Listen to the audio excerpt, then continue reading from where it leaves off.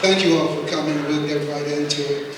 Let me just say, for context, if you look at generally elections, you know that women play a disproportionate role in most elections, national elections, in at least two ways. One, the first one is that disproportionately women vote for Democrats. The second one is that disproportionately women outnumber men in the general election picture.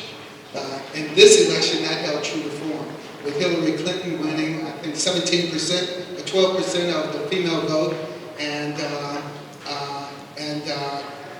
she, if you break that vote down, you found that 12%, so she won the female vote, but if you break that down, it was, and Bob Stein will have different, I have numbers on this, but if you break that down, 61% of those 53, or that 12% of the women that voted for Hillary Clinton, 90% of them were, 95% of them were African American women or women of color. If you break it down further, then in the election, 53% of white women voted for Donald Trump. If you break that down further, you'll see that 61% of those women that voted for Donald Trump, white women that voted for Donald Trump, were not college educated. So that's kind of where we start talking about this. We are pleased that we have. It's not a simplistic unpacking here, so that we decided it's not just a political story here, and so we'll start with the political story, but then there's a psychological story, and there's a sociological story that we'll talk about. I'm going to ask 4 questions here that the panelists will respond to. In some cases, they'll respond solely themselves, and in some cases, they'll have a conversation amongst themselves, and then we'll turn it over to the audience for questions. So my first question is to Bob Stein, and that question is, Bob, you know that Trump won this election with these women voters, and if you look at it, 61% of the white women voters were without college education, but 7%, she won the college-educated white women voters by 7%. In my mind, and some people's minds, that's technically is statistically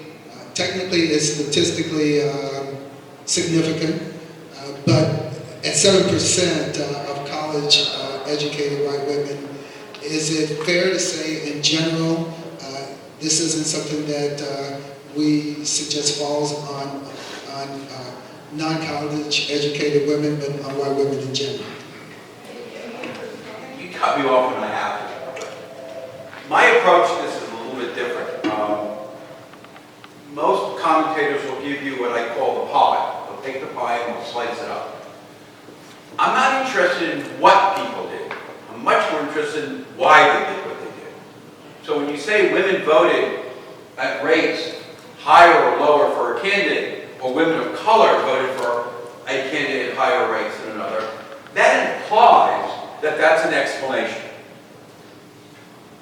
I get up every morning and ride my bike to Rice, right over here. Strangely, the sun is up at the same time I am. I have come to conclude that if I don't get up, the sun might not get up. And of course, the silliness of that only goes with my 5-year-old grandson. So I'm much more interested in why. So, I need to get the flipper. So for me, the question becomes,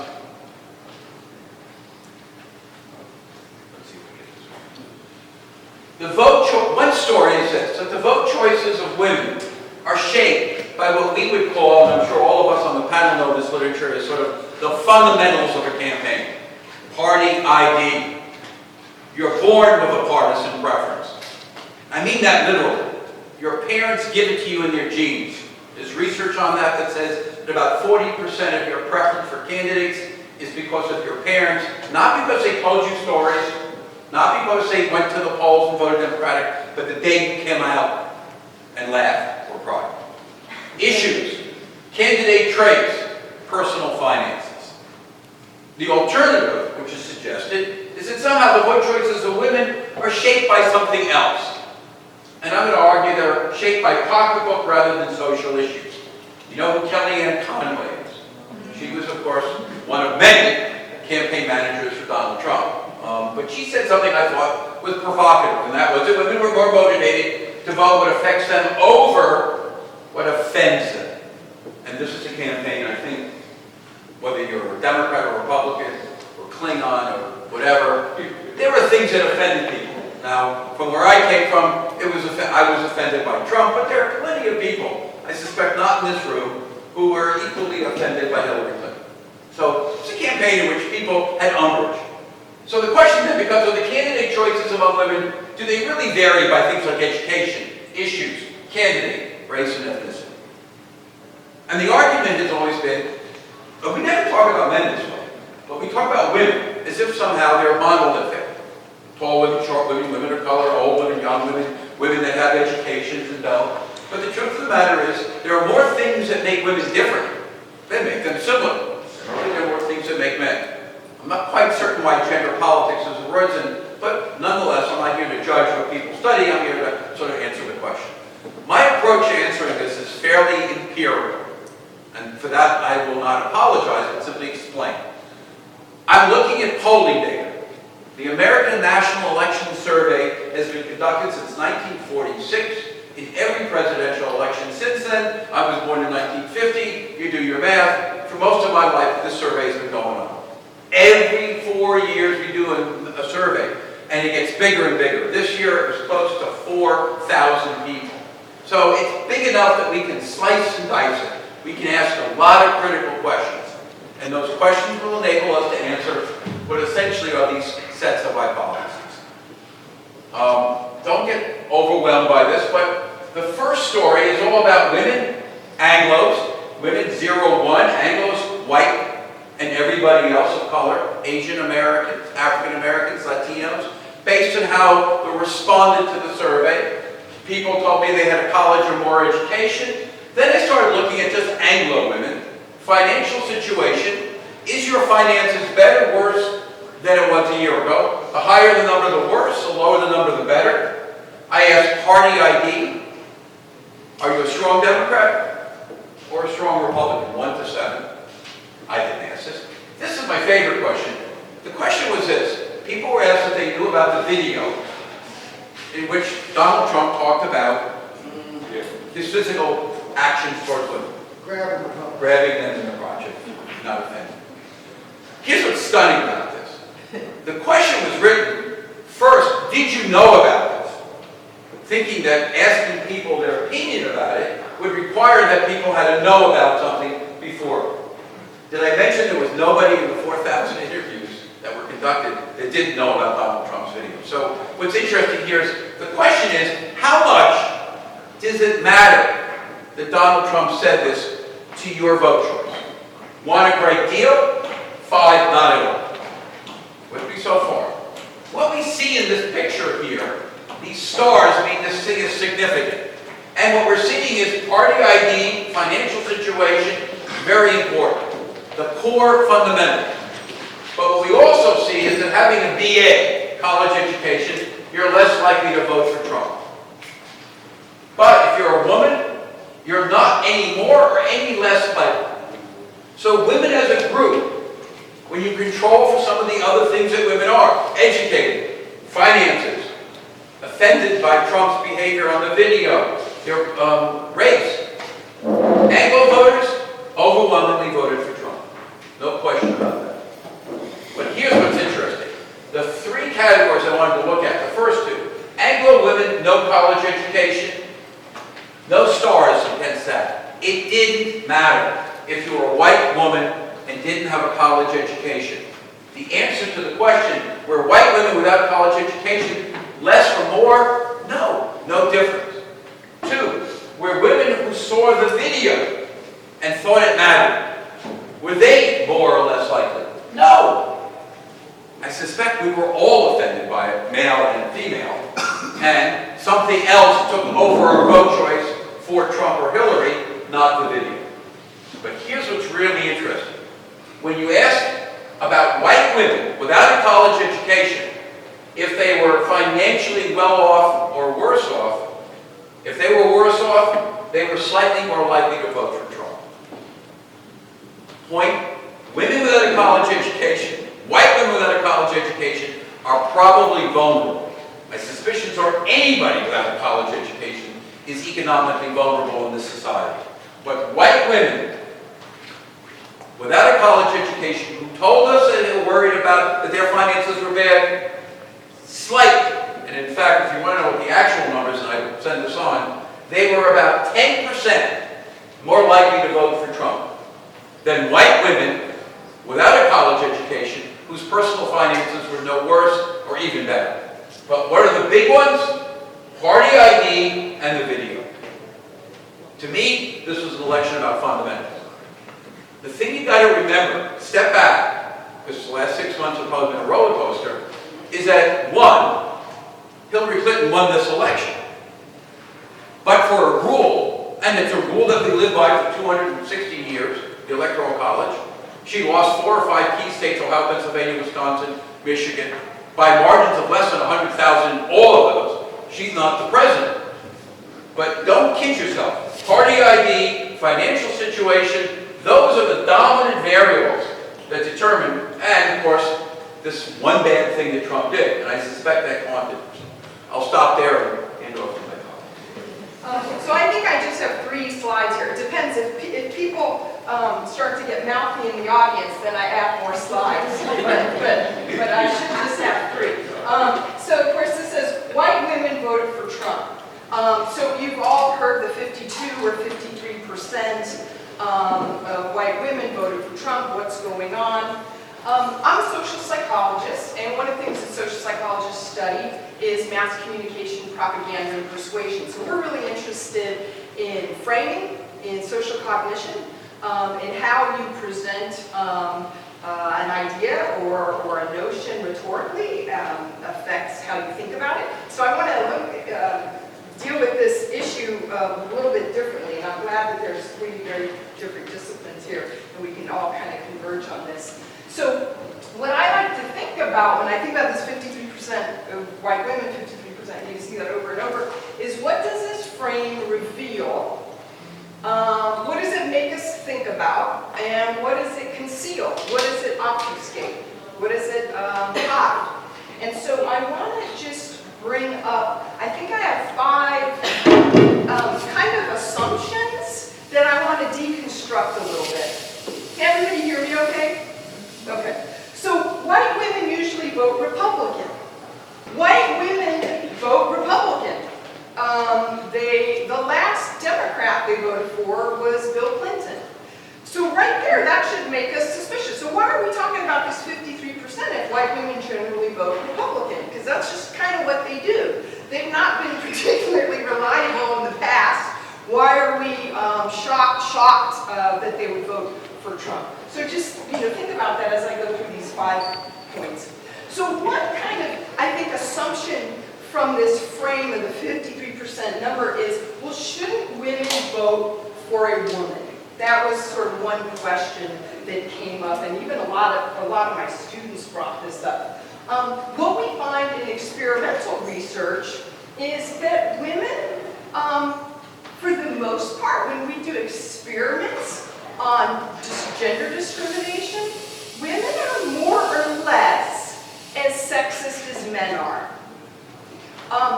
In particular, when we look at people's reactions to ambitious women, at highly competent women or highly agentic women, we kind of lose our minds, women and men.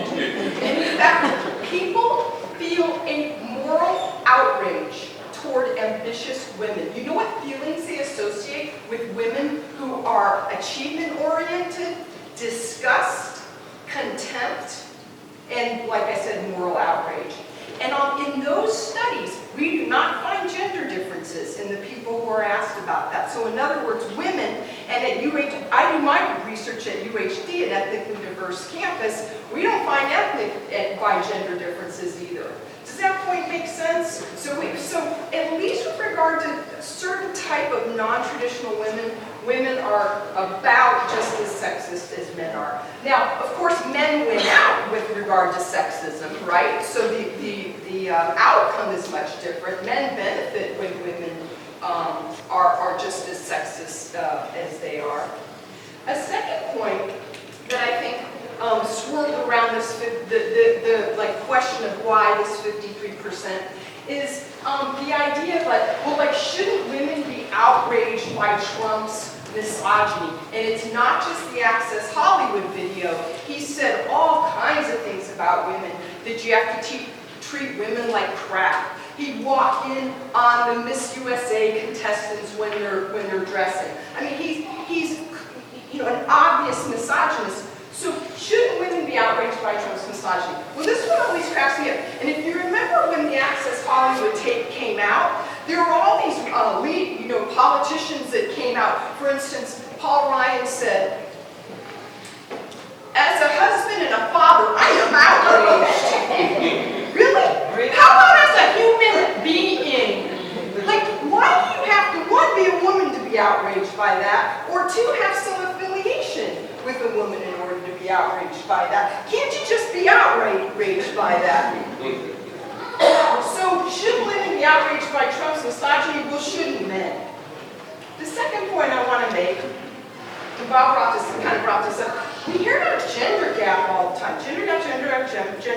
And there certainly is a gender gap, but there's a bigger race gap. So I think rhetorically that's interesting, that you hear about a gender gap all the time and you don't hear about a race gap or a racial gap. 53% of white women voted for Trump. About 63% of white men voted for Trump. That's interesting. Why are we not talking about white men and all the things they did wrong? Now, I'm not taking white women off the hook by any means. I don't know why a single person would have voted for Trump. But it's interesting that white men voted much more for Trump, yet somehow they are erased from this. Now, another piece of this, when you think about gender, is about 80% of African American men voted for Clinton. That's pretty high. But you know how many African American women voted for Clinton? 95. So that's a huge gender gap. But when you compare the numbers 53 to 63 and 80 to 95%, why are we talking about white women? At least we should be talking about white people. The problem with Trump, to me, is not so much a gender issue, it is a race issue. That's the problem. The problem is with white people. It's not about white women. So then, of course, I think I only have worse women. You know what feelings they associate with women who are achievement-oriented, disgust, contempt, and, like I said, moral outrage. And in those studies, we do not find gender differences in the people who are asked about that. So in other words, women, and I do my research at UHD, an ethnically diverse campus, we don't find ethnic by gender differences either. Does that point make sense? So at least with regard to a certain type of non-traditional women, women are about just as sexist as men are. Now, of course, men win out with regard to sexism, right? So the outcome is much different. Men benefit when women are just as sexist as they are.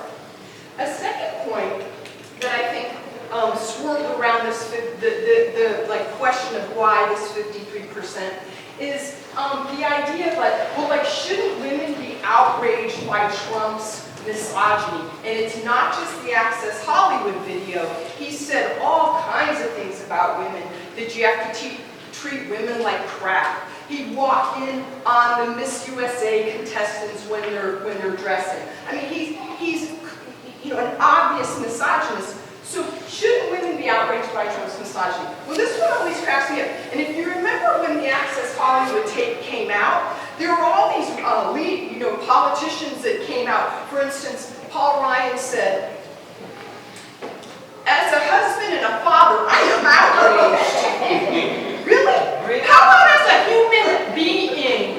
Like, why do you have to, one, be a woman to be outraged by that, or two, have some affiliation with a woman in order to be outraged by that? Can't you just be outraged by that? So, should women be outraged by Trump's misogyny? Well, shouldn't men? The second point I want to make, and Bob kind of brought this up, we hear about a gender gap all the time. Gender gap, gender gap, gender gap. And there certainly is a gender gap, but there's a bigger race gap. So I think rhetorically that's interesting, that you hear about a gender gap all the time and you don't hear about a race gap or a racial gap. 53% of white women voted for Trump. About 63% of white men voted for Trump. That's interesting. Why are we not talking about white men and all the things they did wrong? Now, I'm not taking white women off the hook by any means. I don't know why a single person would have voted for Trump. But it's interesting that white men voted much more for Trump, yet somehow they are erased from this. Now, another piece of this, when you think about gender, is about 80% of African American men voted for Clinton. That's pretty high. But you know how many African American women voted for Clinton? 95. So that's a huge gender gap. But when you compare the numbers 53 to 63 and 80 to 95%, why are we talking about white women? At least we should be talking about white people. The problem with Trump, to me, is not so much a gender issue, it is a race issue. That's the problem. The problem is with white people. Is what is served by blaming white women. And again, not letting white women off the hook at all. But I think it's interesting how when we've talked about this, we have de-centered white men from this. When we only use the statistic 53% of white women, what's going on with white women? White men are out of that, right? They're erased. They're taken off the hook. So that's interesting to me, that we're going after white women who voted for Trump much less than white men did. But then white men are re-centered, aren't they? Because as soon as we're done talking about white women, what they did wrong, we talk about the working class vote. And when we say working class vote, we don't mean working class people of color, do we? Working class is code for working class white people. And working class white people is code for working class men, because what always comes up, really gendered jobs like coal mining. When we talk about the working class white voter, we're not talking about fast food workers that are mostly women. We're talking about these really gendered male jobs. So I think that's an interesting rhetorical strategy for placing blame on white women and taking white men off the hook, but then right away recentering them. So decentering and centering, recentering white men. So, and this is my last slide, what I would like to suggest is kind of a new frame, and I have a couple possibilities I can run by you. You don't have to vote or anything, but here's just what I'm thinking. One is, why do white people who claim to be non-bigoted vote for a bigoted misogynist? That's a pretty good question. My thing about white people is white people are some white people are completely comfortable with systemic racism in the form of voter suppression, prison industrial complex. But when we start flying Nazi flags, then they're like, whoa, put the brakes on. But it's all the way up until there, then they were pretty okay with it. And I really like this one. And this is the same frame, it's just worded differently. What kind of privilege allows you not to vote for Clinton based on Benghazi and emails? When we have all that information about what Donald Trump was like. Isn't that amazing? Benghazi, Benghazi, you know, her emails, what a scandal. Oh my gosh, well, how's your scandal now? I understand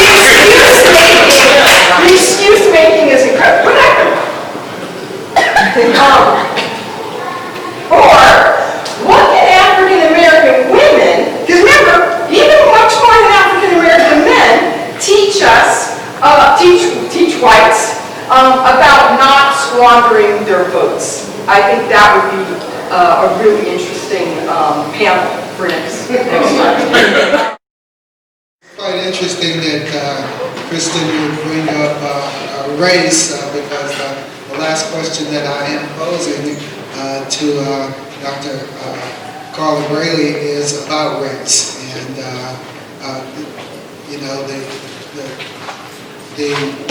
from this election it became clear, or at least a number of people suggested that there's a huge divide between white women and black women, and that white women identify more with white men than they do with women of color. With black women, with Latina women, with Muslim women, that's their identification. And, you know, I asked the question then to Dr. Braley, what has been the historical relationship? Is this a divide that we know occurred in this election? Is this unusual, or is it actually more the same? And yeah, and we did have a request from the cameras that the presenters not stand up because they had rehearsed to keep the heads right there. So if you could, Dr. Braley, can you do this with a mic and sitting? So I love this, and I'm very humorous, so I have to connect this to what I'm about to discuss. Because this was very fitting on what has been asked of black women throughout history, right?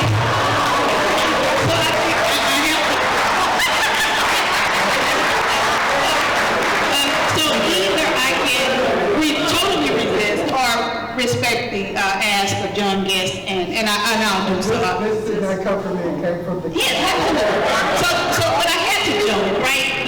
You have to be human.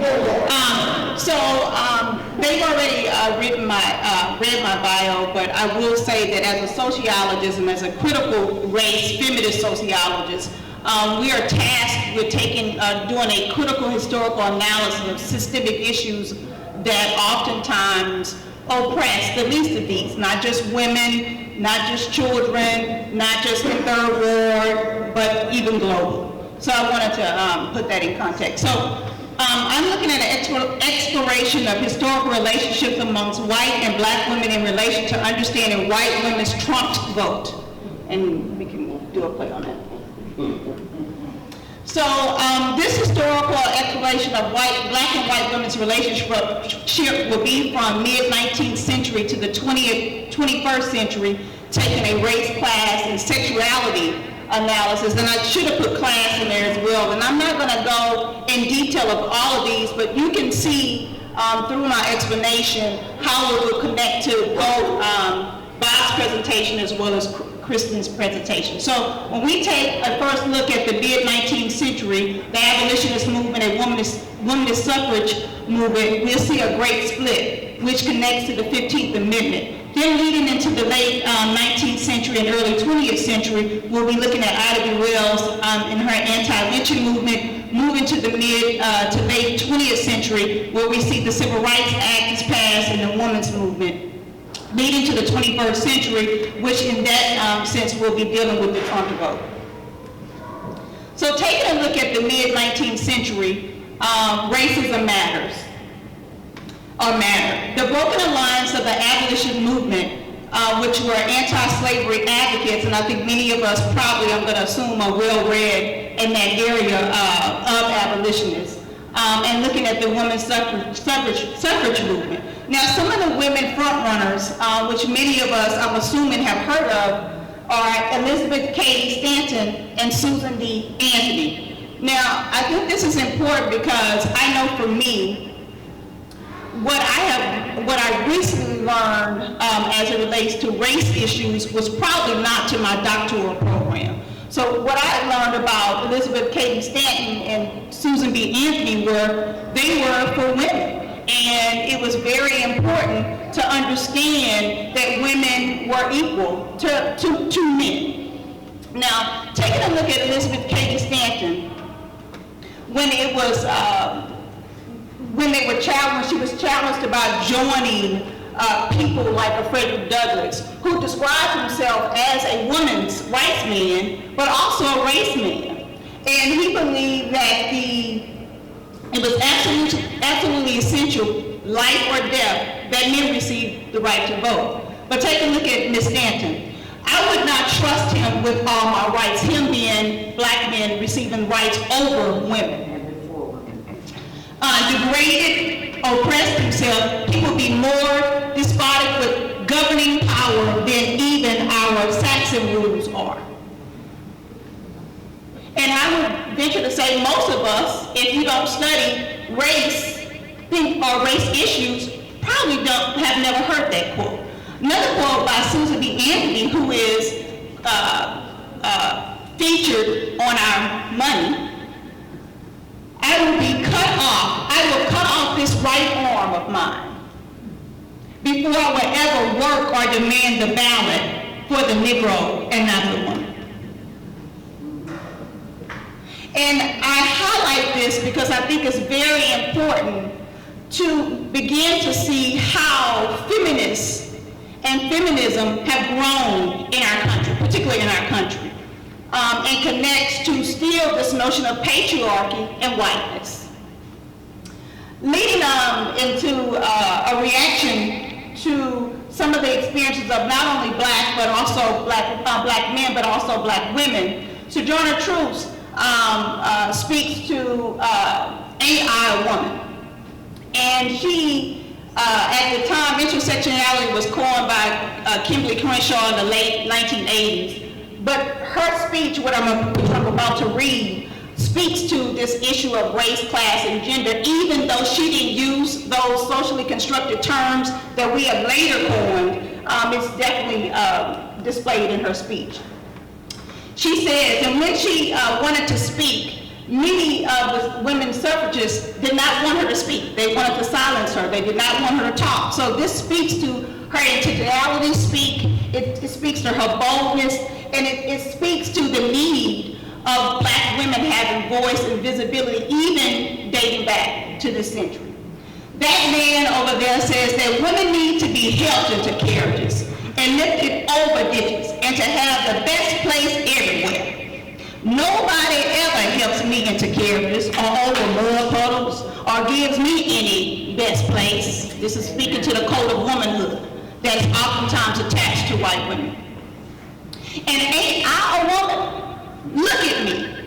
Look at my arm. I could have plowed and planted and gathered into barns, and no man can hear me.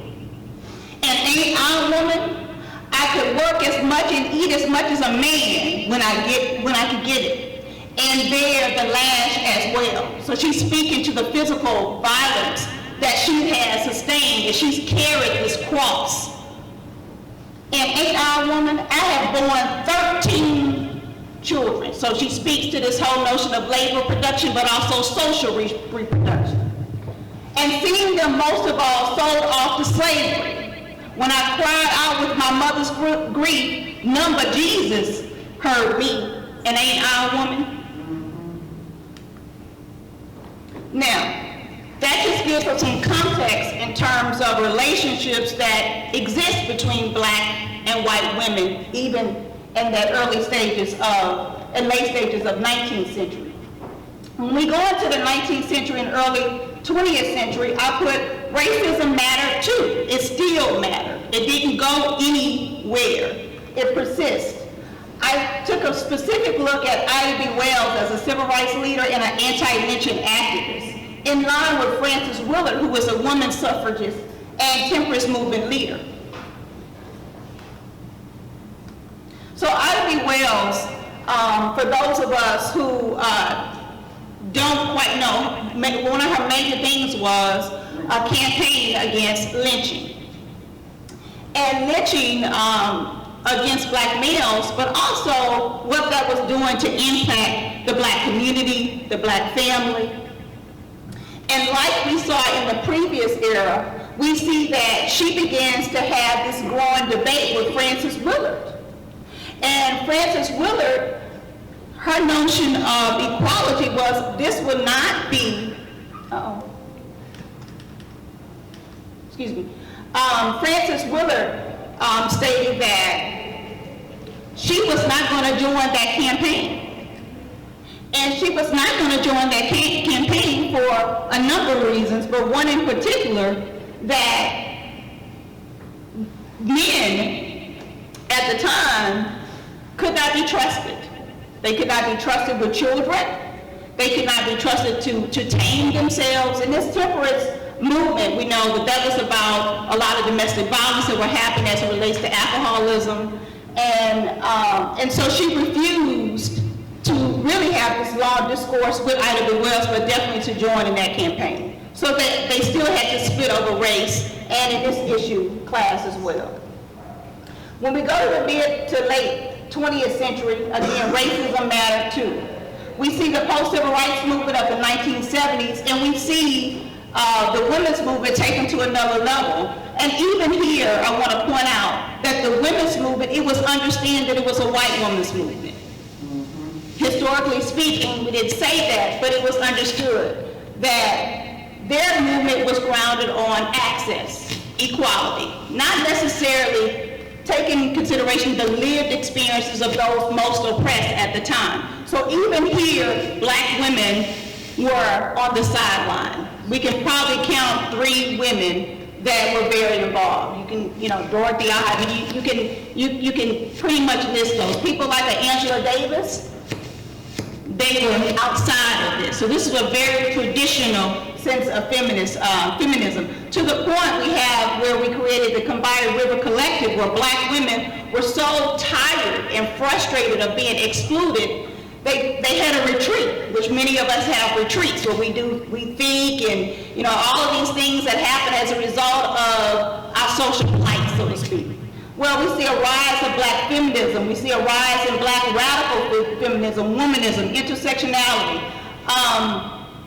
And here we see that black women are acknowledging that they're not in the women's studies programs. Not only are they not in the women's studies program, although we're still questioning this whole sense of feminism, white feminist scholars are still the gatekeepers of what's being published. So they're still having this notion of no voice, no visibility, and even a voice is often restricted. So understanding those problems when we look at history, what does that mean?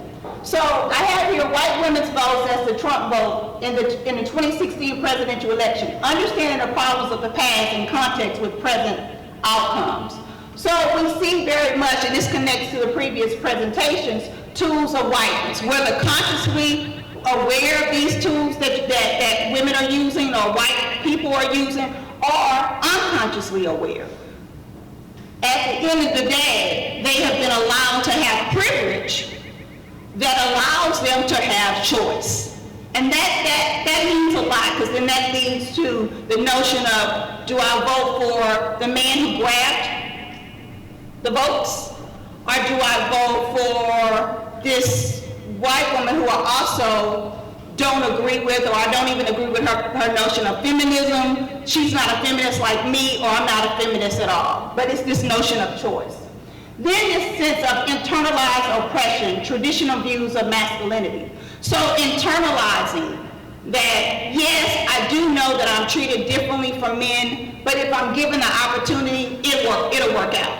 And Trump is okay because at the end of the day, men are the breadwinners. They're the ones who are supposed to protect us. They're the ones who are allowed a sense of forgiveness because they're masculine. We need that type of security, so I'll play my role. So then they begin to blame self. And for the most part, you probably got, quote unquote, what was coming to you probably because that was a decision that you made. So it's almost kind of like blaming self or blaming the victim. Then this notion of the code of womanhood, understanding the context of protection. So Trump appeared in terms of some of the preliminary readings that I did on this, that he provided messaging around protection. He will keep us safe. He will keep our families safe. He will protect us from people who are taking our jobs. And right now that's very important because we're having financial difficulties. And it's those people, it's us against them. And he's not only saying this, but he's angry about it. He's passionate about it. Well, two things.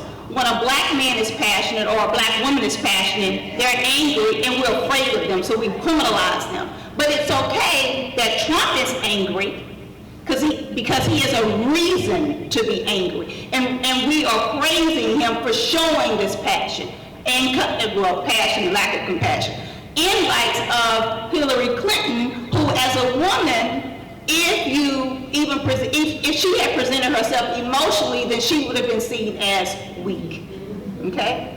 Then this notion of cultural views, which I call the elephant in the room, conservative Christianity framework. So, we can go to the point that which sin is worse than another sin? Is it a sin that he's grabbing? Is it a sin that she lied? Where in Christianity, particularly, Orthodox Christianity, no sin is worse than another sin. Now this is in terms of their belief system, what develops their ideology. Well, and certainly it's okay for a man to sow his oath. Certainly okay is for a man to mature. He has to learn from his mistakes. So it's this notion of, I forgive you for the big picture. And is it worse to be a liar or someone who is over-exaggerating their treatment towards women? Or is it worse that you've been accused of being a part of conspiracy of murder? And this is how the rhetoric was displayed across media. So this notion of conservative Christianity, also this notion of sexism embedded in that. Is it okay for a woman really to lead? Then we have party or gender matters, a rejection of identity politics. At the end of the day, Bob Stein said it best in terms of party. At the end of the day, they were going to vote party. We will deal with what we don't like after the fact, quote unquote. And at the end of the day, I may not be the same woman as Hillary Clinton or her team because we're not monolithic as a woman. And if I am a feminist, I'm a different feminist. I'm a feminist that I don't see that we have not progressed. I see it as a free market economy, and if you're determined and you work together with your family and your community, I can succeed. So this notion that Hillary Clinton's team, as well as herself, was reaching out to the other, in this case, the other being what in politics called the swing vote. She lost that swing vote in terms of white women, and I don't want to go harp on that. But the bottom line, they refused or rejected this sense of identity politics and instead chose party. And with that, I'll stop. So now there was a final question, but I think this is a good place to stop. And are there any other comments that either of the other panelists might want to make? Then it's showtime. Any questions from the audience? A lot about it. I'm familiar with the history. Is the people they were voting for the working class people, from my stand of view, had a sense of they, meaning people of color, even though Barack Obama was overwhelmingly voted in by the white vote, they had their president, now we want our president. What do you think about that? I'll respond. I think that some of those same they also voted for Obama, right? And I think that, and Bob and I kind of talked about this pre-panel, that I think that we cannot,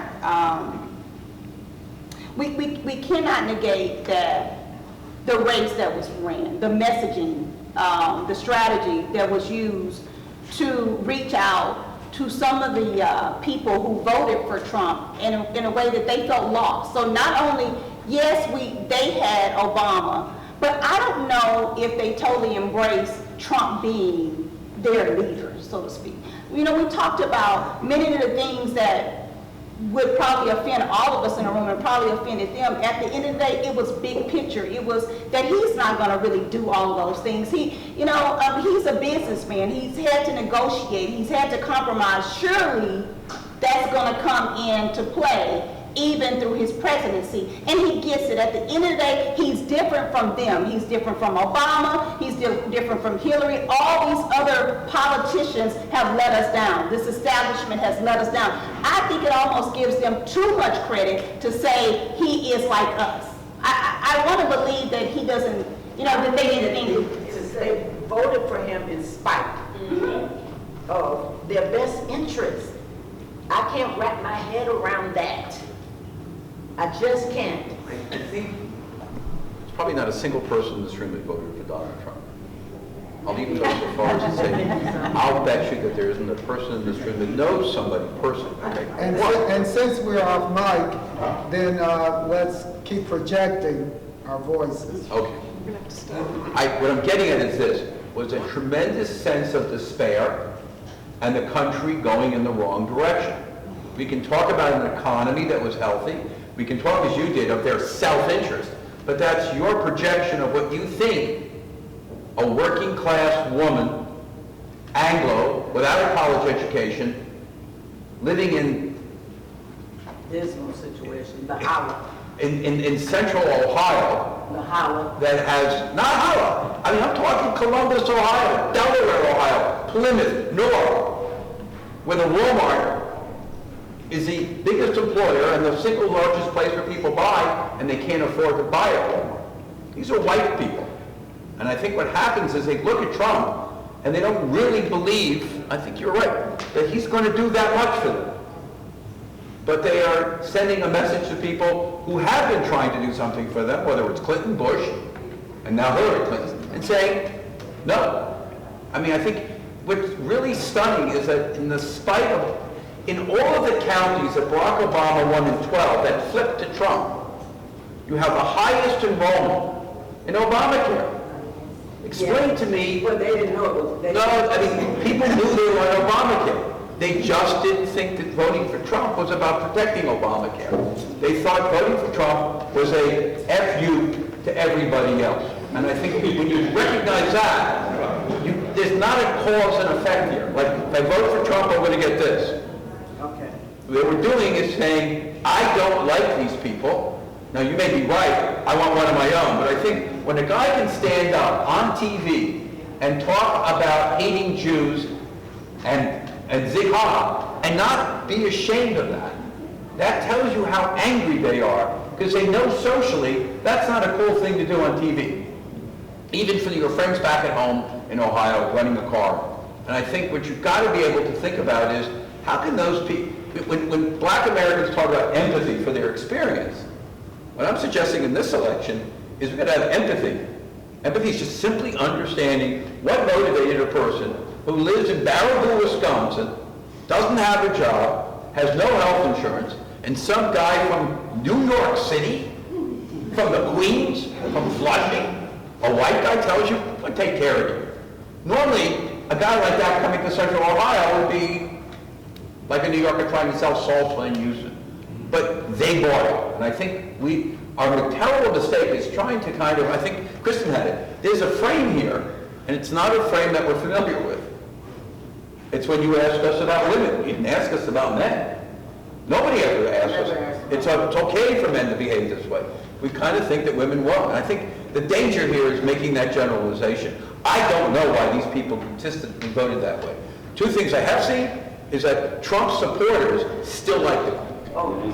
They still like them in spite of all this. Could I know there's a bunch of people who want to talk about it. I love the way you presented your question, which was something like, they had their president, now we want ours. And oh my gosh, I mean, I think that's perfect. So I want to just bring up two concepts, and I don't want to be like too didactic here. But these are concepts that you may not know the words, but you know this phenomenon, but I find that if you have the words to describe this, it's really useful. So I want to just bring up two things. And one of them is this term that Creel and Wildman talked about, which is stealing back the Senate. And it specifically addresses dominant group members. When subordinate group members or when oppressed groups get any kind of attention, even if it's like a few people of color get hired in an organization that's dominated by white. I mean, if there's 10 colored people in an organization, the white people lose their minds. And they perceive that as a takeover. When objectively the numbers don't even reflect that. And I think what Obama presented to many white people is a takeover. Because for 5 minutes, right? I mean, he's the 44th president. Well, white people are doing fine in terms of the president, right? But for 5 minutes, he's at the center. And that creates such a panic in the form of backlash that many white people are desperate to steal back the center. So I really like that term. They demonstrated that. Yeah. Stonewall and everything. And yeah, and just another second point, and this is, forgive me if you all know this term, but I also think the psychological wage is relevant here in trying to explain why poor and working class white people would vote for Donald Trump. What can he do? What has he even said he would do?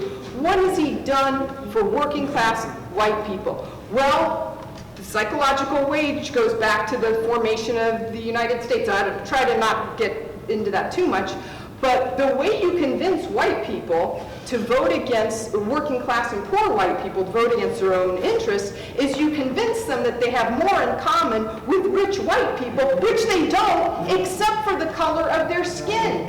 And so in the origins of this country, when Native Americans and slaves and poor white people, because remember the South was full of poor white people, when they band together, whether it's slave revolts or whatever, that was such a threat to the elite. So what do the elite do? They pull the white people aside who have nothing, who have so much more in common with other oppressed people, and they say, well, at least you're not that color, you're white just like us, and you can have what we have. And so I think for some of these white working class Trump voters, they think they're gonna be him someday.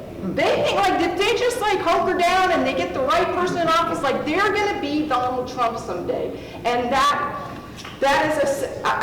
is a sad result of racism.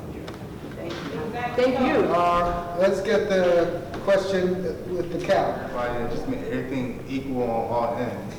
Instead of a table to fight against one another, just make everything equal, just solid. How patriarchy is at the heart.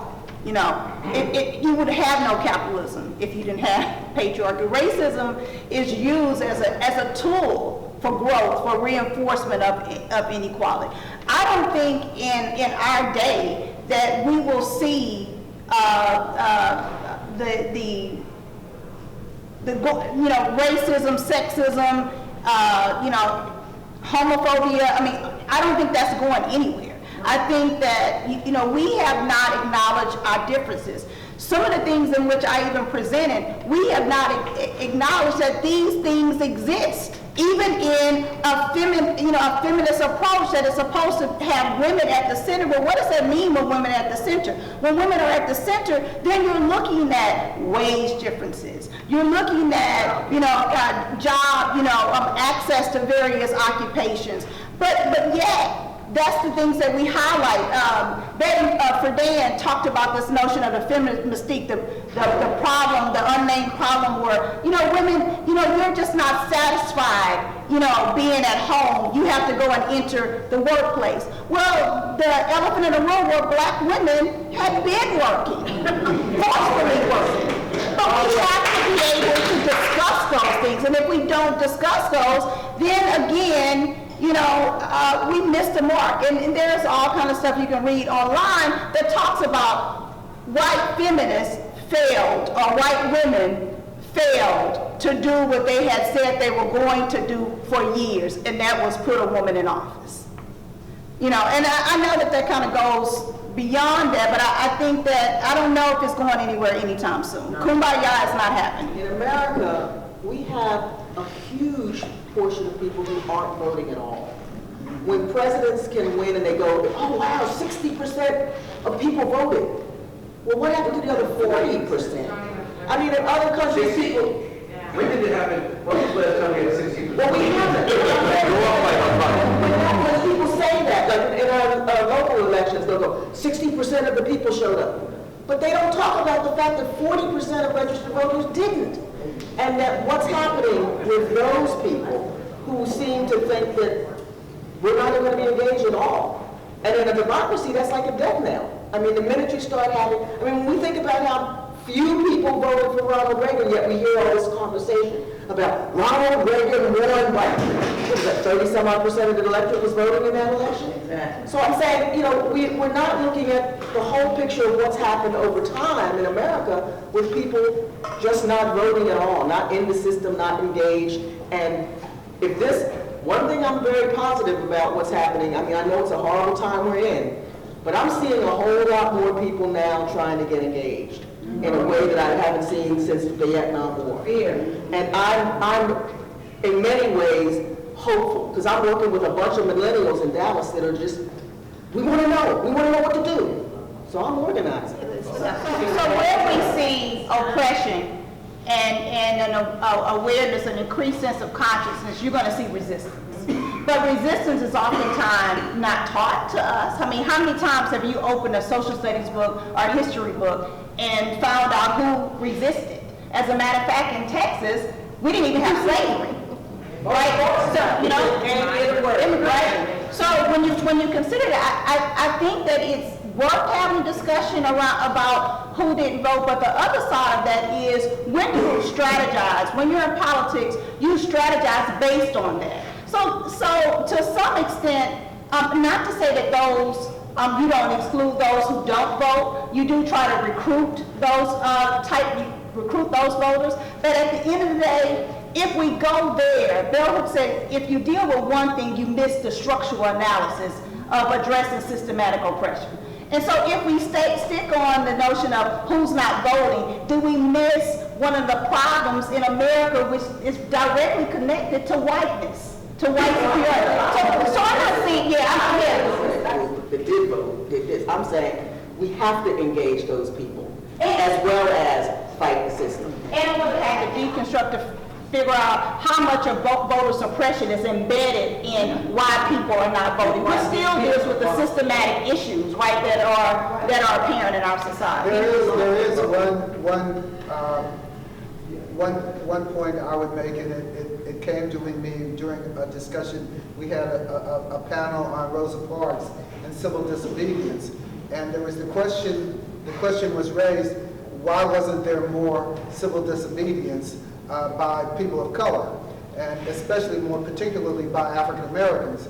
And one of the respondents made the point of saying that if you look at time, most of the time in America, African Americans have actually been a part of learning how to obey, to be obedient. So to turn around and deal with civil disobedience isn't something that happens overnight, when you've got years and years and years of being taught within a system to make it work, to be obedient.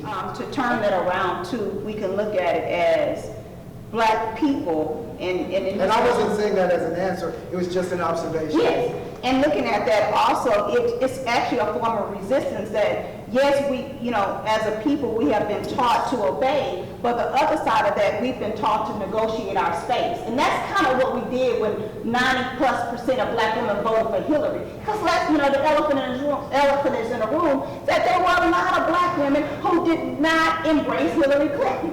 But it was the big picture, that if not Hillary, who was a part of this crime bill that sent even some of our loved ones, you know, through mass incarceration, that we're still impacted today. They chose Hillary Clinton. That was big. And I think that's why it's important for their stories to kind of be, because they carried the cross. And on this one, it was like, no, they've been critiqued in the past for choosing race, for being race women. It's all kind of scholarship that women, black women chose race during the civil rights movement. Well, now, white women could have made a choice, and they made a race choice. I agree with your point, Carla. I think also what's important to note is that a lot of people cast their votes based upon so many characters in a tweet and not real information. So when we ask the questions about why white women, white men voted a certain way, it's important to know that people in this room are educated and know the issues.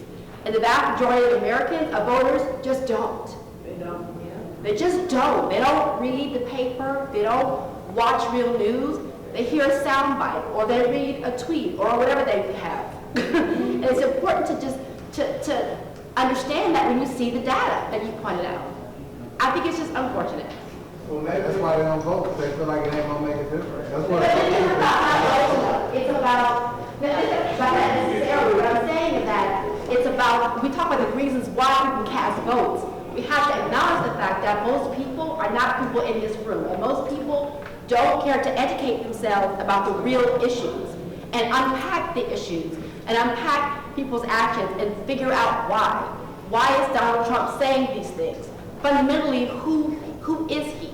Sociological, or is it psychological, that when you look at this discussion, we haven't had any people who were not African Americans raise questions to participate in the conversation? Is that, I'm asking that as a question, is that your, Oh, I'm fine with that, because in most audiences, the first people to stand up are white men, and they get in line for the mic, so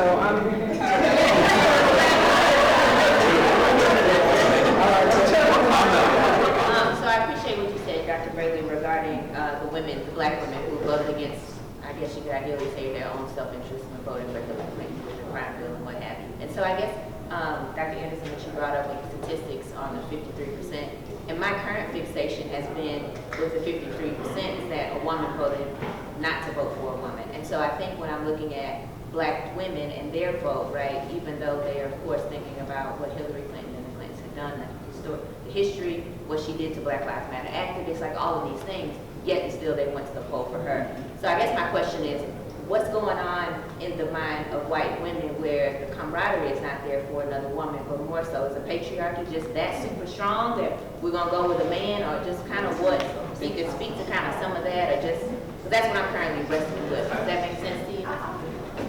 The quantitative is that there's more to women than being a woman. And so when you hear a conversation about race and gender, race, gender, and class, which way do you cut yourself? Is it from your neck up that you're black, and from the neck down you're working class? And the problem is it's an amalgam, right? And it may very well be that in the course of your life as a single woman, married woman with children and job, you tend to change that focus. But the challenge is the data speaks to the question, which were the dominant determinants of a choice that voters made? Pretty much harder. And we tend to use these groups as shortcuts for having not to study the issues or the candidate and simply say, people like me vote Republican or Democratic. At the end of the day, we're a two-party system about to probably break into 3 or 4, depending on how you see it. But I think it's hard to say. I think the evidence is women, which have not had many choices. Geraldine Ferraro was the nearest thing we had up until Hillary Clinton. Shirley Chisholm was nominated on the floor of the Democratic Convention, a black woman, but we haven't had a viable Democratic or Republican woman for president. But still, women didn't gravitate to her because they see themselves in a way that is defined by gender, probably party and issues. And that, I think, is true for women of color. So you're saying that most of the women of color then must have had Democratic leanings then for them to vote for. There's no question the gender gap that I think the issue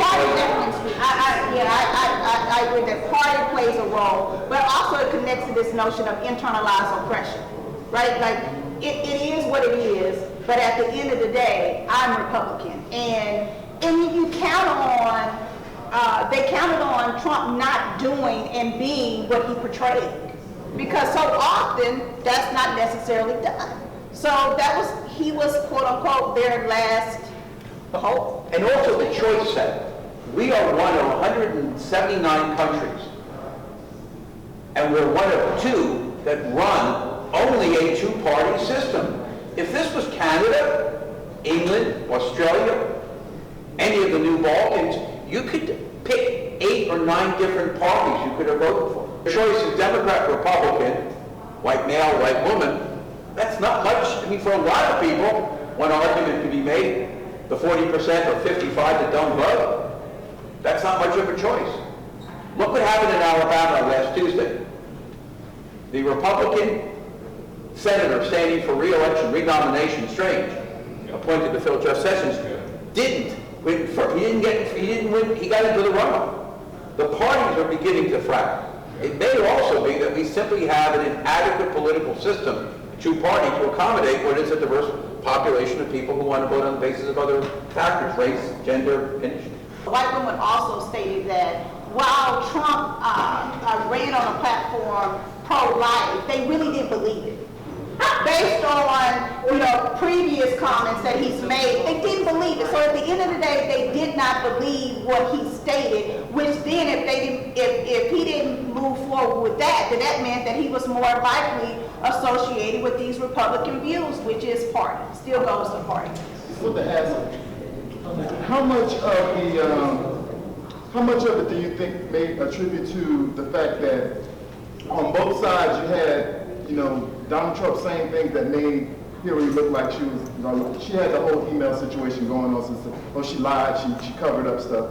But then you also had Trump, who has a ton of stuff that we know he lied about. But at the end of the day, you have two people who possibly look like they're untrustworthy. But from a male and a female standpoint, how much of it is a double standard to where a woman that's dishonorable or a woman that lies versus a man that doesn't tell the truth all the time? We lean towards, okay, we can kind of forgive the man, but a woman that lies, we just can't deal with that. How much of that do you think might have played in? Research shows that women can be just as hard or harder on women and other women as men. Some of the things that I read was there were several women who were upset that Hillary Clinton did not stand up to Bill Clinton when all of that happened. So they were still upset with her actions to stay with her husband and how she conducted herself in that matter. So I think that's one explanation, that we can be much harder on ourselves. And then two, in Christianity, the sense of forgiveness, we can forgive Trump for grabbing those things because that's what men do, right? And this is in terms of a conservative view, right? And so men are excused because they're so in their oaths. That's a part of manhood. And that's just something that we just have to accept. A 17 or 16-year-old woman who had sex with her in the White House. My mother, a born-again Democrat, responded to that by saying, I wish she did that to me. I love my mother, she's not with us. My point, we will rationalize any behavior we have to have our guy win. I think we underestimate how strong a partisan country we are. We pick a team. It could be the Astros, the Yankees, the Mets, or the Democrats. I think what happens is you look at these awful behaviors. Hillary Clinton could have been like, what's that phrase? Stand by your man, right? And she could have made that, I'm a good kind of, country girl. Bill Clinton did a despicable thing. The girl Virtually the same thing that Trump did. She was 20.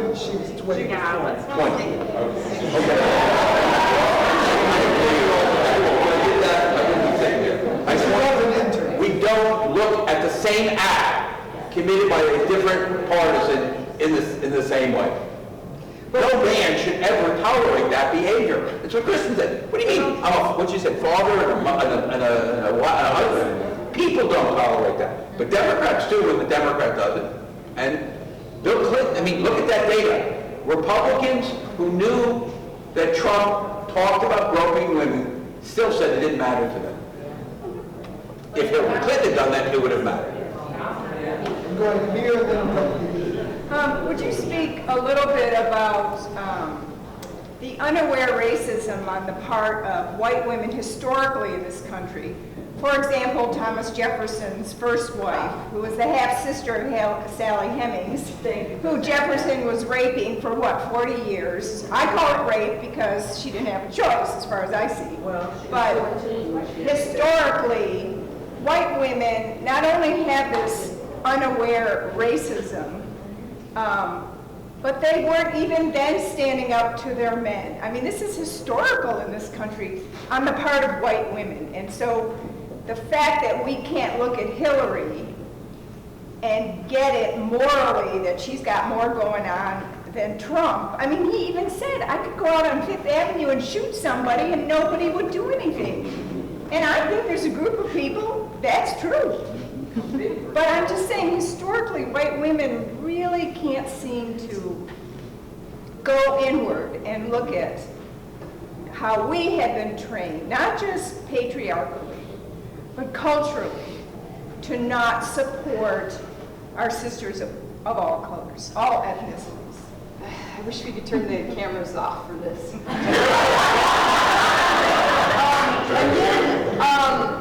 You know, like when people say, I shouldn't say this, like they never should say what they just said. I mean, so.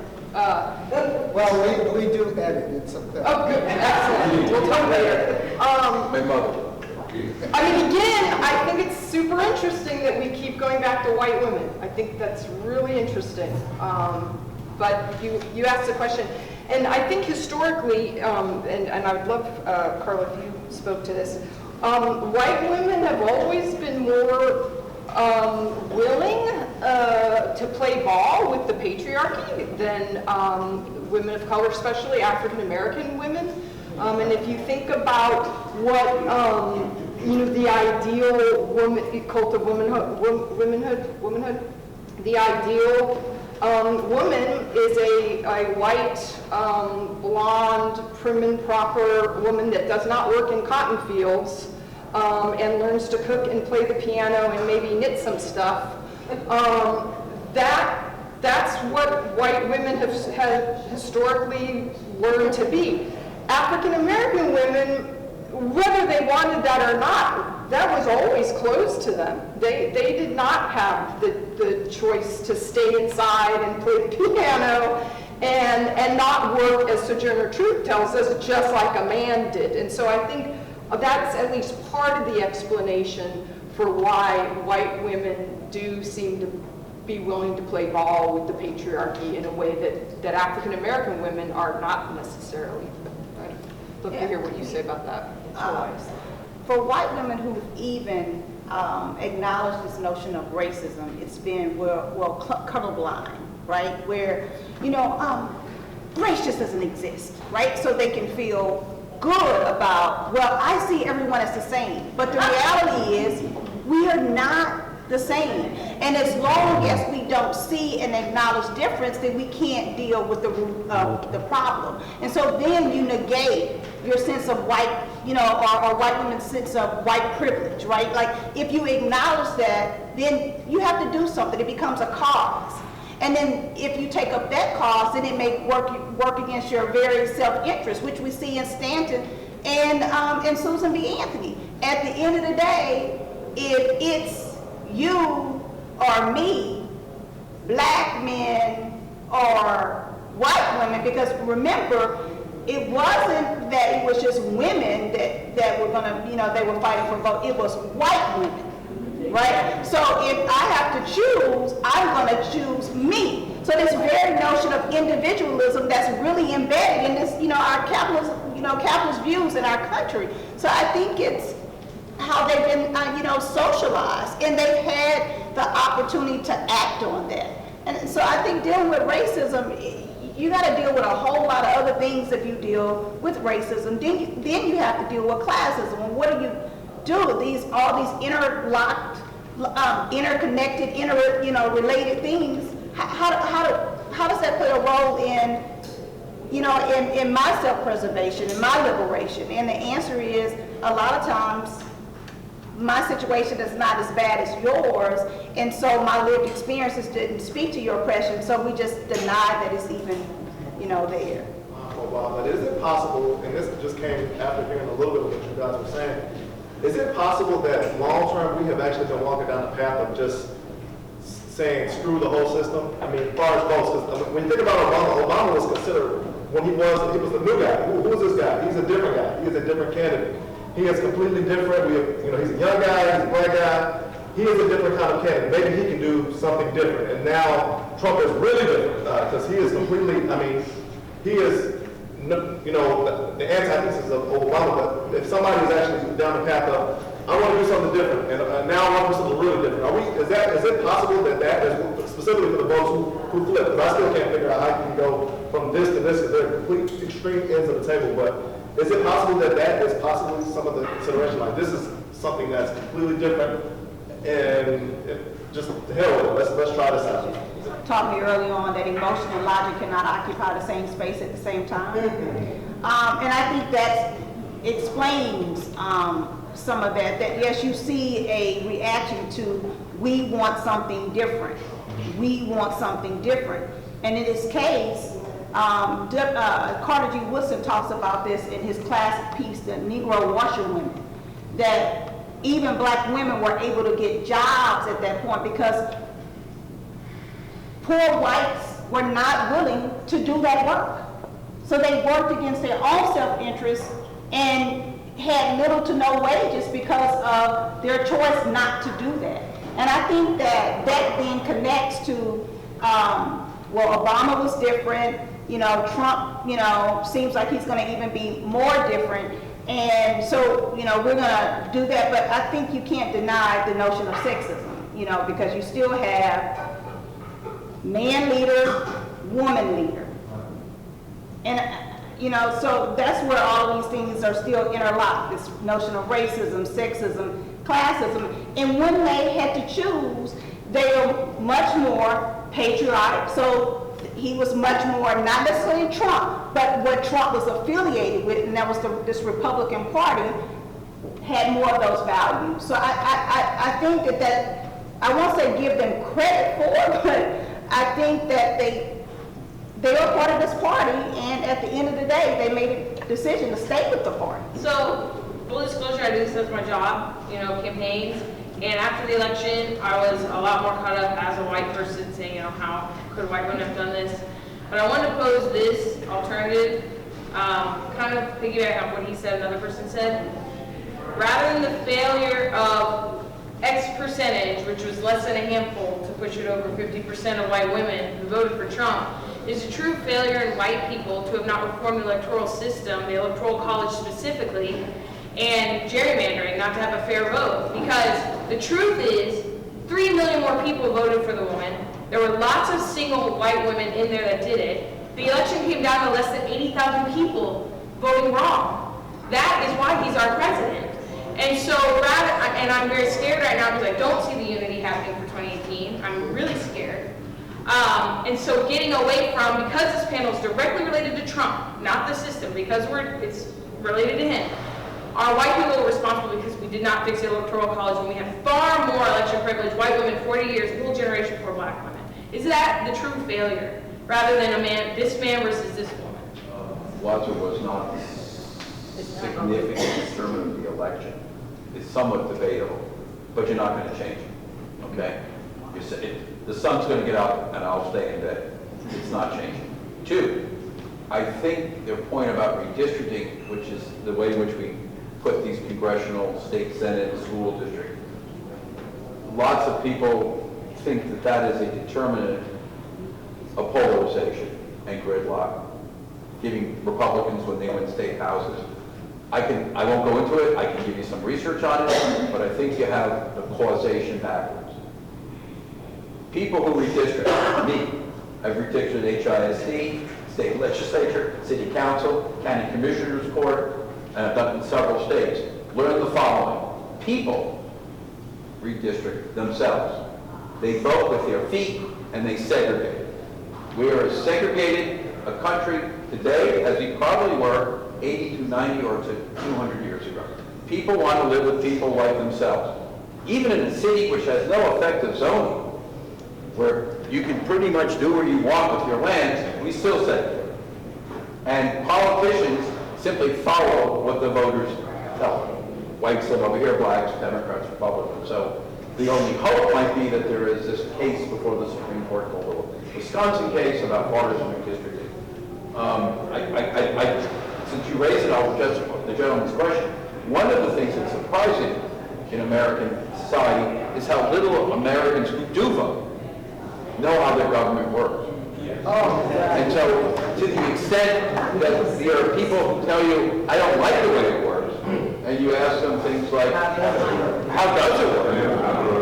You know, the privilege we have as a society is that we've run for 260 some odd years pretty well. We had this horrific civil war, and we're still fighting it, better than 250 years later. Nonetheless, most of us don't know how government works. We don't even know how our city government works. And when you talk about turnout, presidential elections turn out about 54 to 55% of the registered voters. But among the citizen voting age population, 50 to 25% are not registered. In the mayor's race in 2015, when Sylvester Turner won, the most competitive election in 40 years, and I've covered all of them, I polled every one of them, he wins by 4,300 votes. What was the turnout there of registered voters? 21%. Wow. 21% of 1.2 million people voted. Now here's a start. Great, because Dallas, it was 4%. Well, no, what was the average age of the voter that voted in the mayor's race? 68. What was it? 68. Very good, you've heard this before. 68. Is anybody in this room 68? I'm 67 and a half. Hey, everybody should get to Medicare. So you see what I'm saying? How do you possibly run a government? I mean, you can talk about gender and race and class. All I'm saying is, if 21% of the people who are eligible, registered, show up, and they look like me and you, and we're not like the kids sitting in the front row, is it shocking that you get these outcomes? No. The average age of the voter in the presidential election, 57 years. I think that Trump was very familiar to that group of women. And the reason that I'm thinking that, because I'm looking at this whole Tea Party thing, and I'm looking at the Tea Party was funded by rich white men. So it seems to me, and I want to hear that, something about that, that base was already put in place. They were familiar with rich white men funding all of this stuff, making them promises, and then say over and over again, let's take back our country. You see, we've been hearing that for the last 10 years now, take back our country.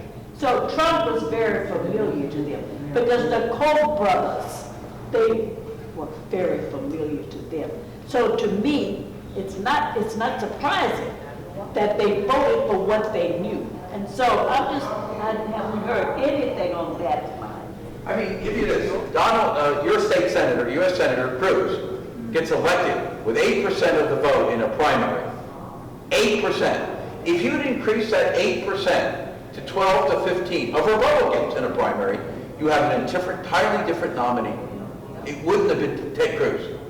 So when you have such incredibly low turnout, or as we have for the mayor's race, 68-year-olds, you get people who are voting. It's not really hard to vote. In some states it's really easy, like Oregon or Colorado, where they mail you the ballot.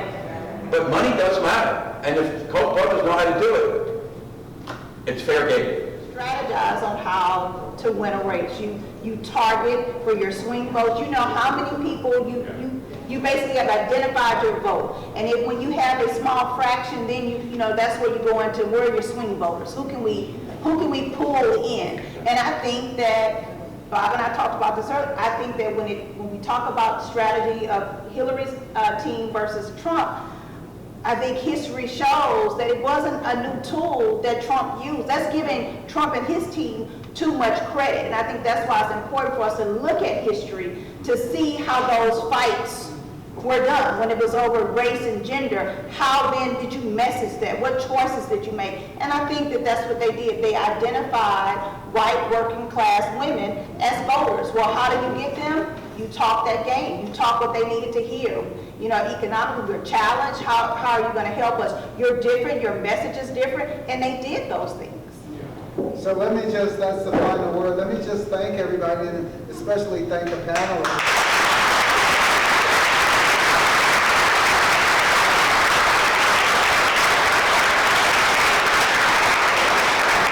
Normally I would be standing up, but I'm trying to adhere to, I don't really I do what I'm told. Let me just say that, you know, the Houston Museum of African American Culture, always under siege, really is the only place in Houston where we have a continuing conversation on race, and we're unapologetic about that. Now, I'll tell you that our race is something that's very hard to talk about. And that we have diverse audiences here to talk about is a credit to the people that we bring in, and it's a credit to the audiences.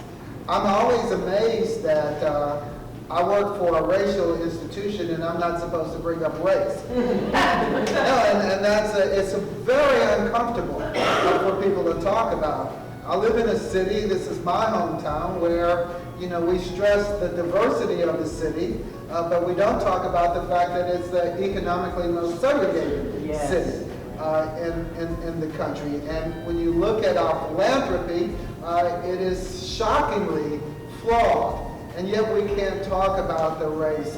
We are not, we've gotten it from both sides, we are not, this museum is not American history through an African-American lens. It is a conversation on race geared towards a common future. And I just want to thank each and every one of you for coming out to make that a valid mission and vision for this museum. So thank you.